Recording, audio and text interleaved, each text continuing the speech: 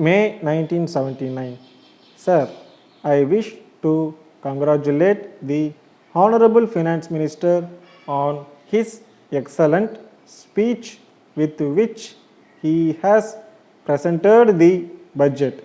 While doing so, I wish to suggest that in future years the budget proposals may be made simple as it is very difficult to follow the huge volumes given to us.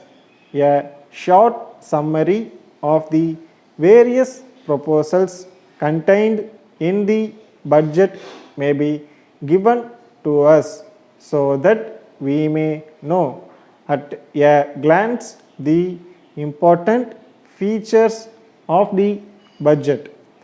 It will also help us a great deal in making our suggestions on the budget proposals. I wish to say a few words about the budget proper. In the first instance, I would like to refer to the need for the improvement of the village roads. I know very well that the state and central governments are very keen about the development of villages. It is, of course, encouraging to find that the village roads are being improved gradually. In this connection, I wish to point out that our main aim should be to bring the villages and towns closer. This can be done only by improving the roads connecting the villages and towns. The many complaints that are now being made that the government are neglecting the villages can be avoided by improving the roads connecting the villages and towns.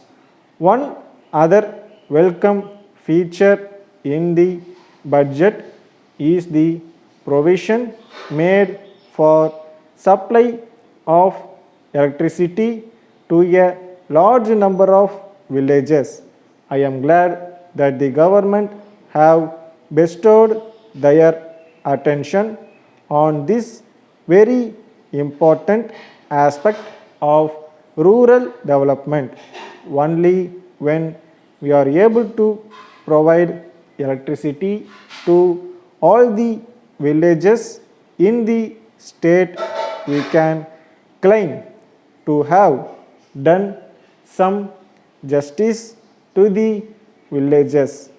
In this respect, I should particularly pay my tribute to the Minister for Electricity. In the field of labor welfare, I am sorry to point out that the government could have done much more than what they have done at present.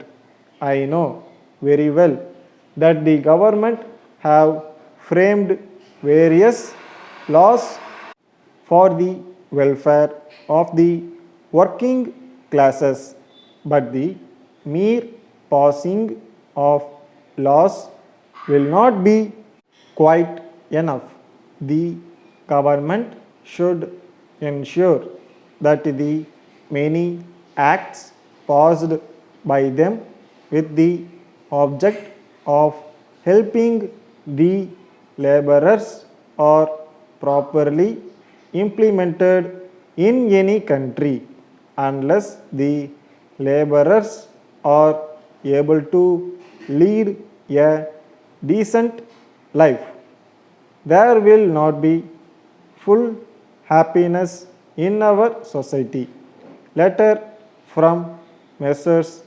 Watson Brothers, Erode to Messrs. Northern and Company, Coimbatore. Dear sirs, we are very much regret to inform you that although you have acknowledged the receipt of your letter of the 5th ultimo and have agreed to supply the goods ordered by us, we have not yet received the goods.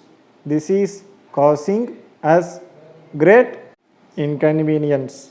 Most of these goods are intended for one of our best long-standing customers who needs them very urgently.